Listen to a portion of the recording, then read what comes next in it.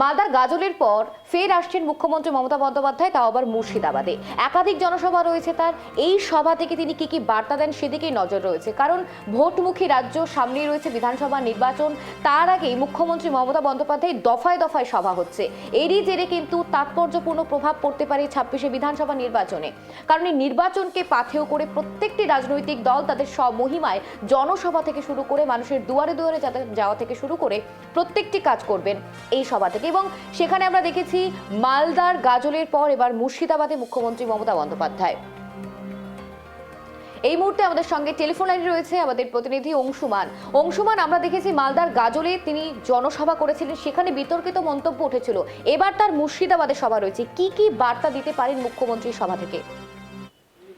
দেখো, আজকের মুখ্যমন্ত্রীর সভা মুর্শিদাবাদ জেলার বহরমপুর স্টেডিয়ামে, এবং বহরমপুর স্টেডিয়ামে সভা মূলত তিনি কিন্তু গতকালকে যেমন দেখেছিলাম গাজলে যে সাধারণ মানুষের মনে বর্ষা জগানোর জন্যই তিনি গাজলে বক্তব্য রেখেছিলেন।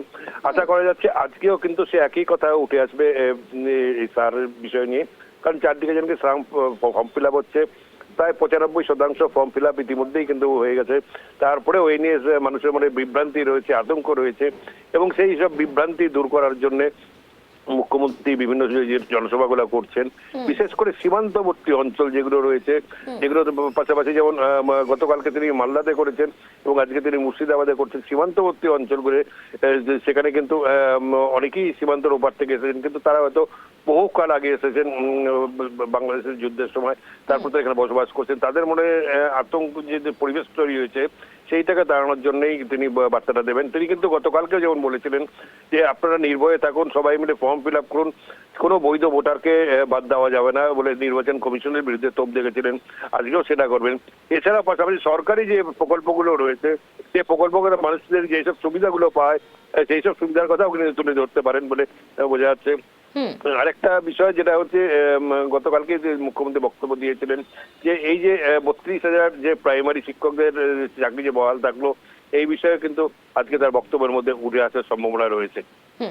অংশুমান, আমরা দেখেছি কারণ সামনে রয়েছে 26শে বিধানসভা নির্বাচন, তো মুখ্যমন্ত্রী মমতা বন্দ্যোপাধ্যায় দফায় দফায় জনসভা, কোথাও কি রাজনৈতিক মহলে কোনো আলোড়ন সৃষ্টি করবে? দেখো, স্বাভাবিকভাবে 2026-এর নির্বাচন হতে চলেছে। নির্বাচনের আগে মুখ্যমন্ত্রীর সভা যথেষ্ট তাৎপর্যপূর্ণ, এবং মুখ্যমন্ত্রীর যে সভা এটা কিন্তু সম্পূর্ণ রাজনৈতিক সভা, এবং এই সভাগুলো কিন্তু তৃণমূল কংগ্রেসের পরিচালিত সভা। কাজে স্বাভাবিকভাবে নির্বাচনের আগে এই মুখ্যমন্ত্রীর সভা করে রাজনৈতিক আলোচনা তো হবেই। তার একটাই কারণ, মুখ্যমন্ত্রী এই সভা থেকে যেই বার্তা দেবেন, কর্মীদের দিকে যেভাবে নির্দেশ দেবেন, সেই মতন কর্মীরা আগামী 2026-এর নির্বাচনের দিকে ঝাঁপিয়ে পড়বে, এটাই কিন্তু পরিষ্কারভাবে মনে করা যাচ্ছে। কাজে এখানে যেসব বার্তাগুলো দিচ্ছেন, গতকালকে তিনি অমিত শাহর বিরুদ্ধে তোপ দেখেছিলেন, কেন্দ্রীয় সরকারের বিরুদ্ধে তোপ দেখেছিলেন। একইভাবে রাজ্যের প্রধান বিরোধী দল বিজেপি এবং বিজেপির বিরুদ্ধে তিনি আজকে এই সভা থেকে কিন্তু তোপ ডাকবেন, এমনটা কিন্তু রাজনৈতিক মহল এখনই মনে করছে। এই যে আমরা বারংবার দেখছি হুমায়ুন কবির নিয়ে একটা বিতর্কিত একটা মানুষ হিসেবে তিনি প্রকাশ্যে এসেছেন, বারংবার তার বিতর্কে সেই দলের তরফ থেকে তার যে ক্ষোভ বারংবার প্রকাশ্যে এসেছে, তো এই সভাতে কি দেখা যাবে হুমায়ুন কবিরকে, কি জানা যাচ্ছে?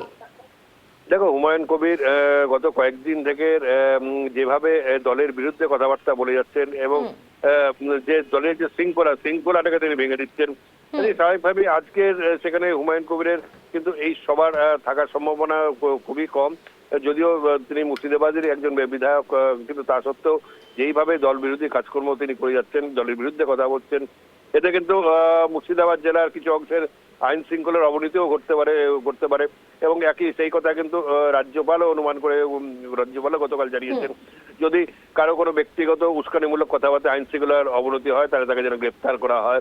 কাজে স্বাভাবিকভাবে রাজ্যপালের এই বক্তব্যের পর যে ক্ষেত্রে হুমায়ুন কবির আজকে এই সময় থাকবে এরকমটা কিন্তু আশা করা যাওয়াটা ঠিক না। কাজে হুমায়ুন কবির থাকছে না এটা আমরা ধরেই নিতে পারি। অংশুমান, মুখ্যমন্ত্রী মমতা বন্দ্যোপাধ্যায় একের পর এক অর্থাৎ দফায় দফায় জনসভা করছে। প্রথমে তিনি মতুয়াগড়ে করলেন, সেখানে দাঁড়িয়ে কি কোথাও এই জনসভা বিজেপিকে চাপে ফেলতে পারে, কারণ সামনেই তো নির্বাচন রয়েছে?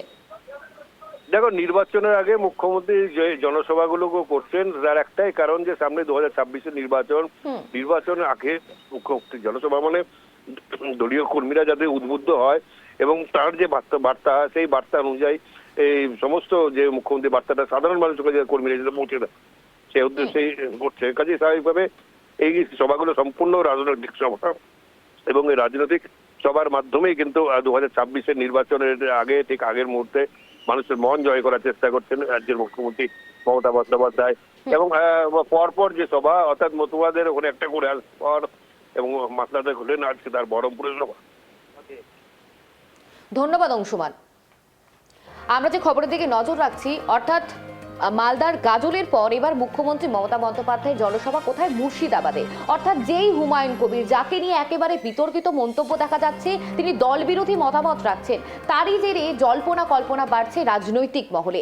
আজকে আমরা দেখব যে মুর্শিদাবাদে মুখ্যমন্ত্রী মমতা বন্দ্যোপাধ্যায় এই সভা থেকে কি বার্তা দেন। কারণ কালকে আমরা গাজলে দেখেছি, মালদার গাজল থেকে তিনি রীতিমতো কেন্দ্রকে তোপ দেখেছেন, অর্থাৎ বিজেপি সরকারকে, প্রধান বিরোধী দল বিজেপি সরকারকে বারংবার তোপের মুখে পড়তে হয়েছে। সেখানে দাঁড়িয়ে মুখ্যমন্ত্রী মমতা বন্দ্যোপাধ্যায় দফায় দফায় জনসভা, আমরা মতুয়া অধ্যুষিত এলাকা থেকে দেখেছি তার দফায় দফায় জনসভা। আমরা দেখলাম ঠাকুরনগর থেকে শুরু করে বনগাঁ থেকে শুরু করে প্রত্যেকটি জায়গায় পুঙ্খানুপুঙ্খভাবে তিনি প্রত্যেক মানুষের সাথে আলোচনা করেছেন, বার্তা আলাপ করেছেন।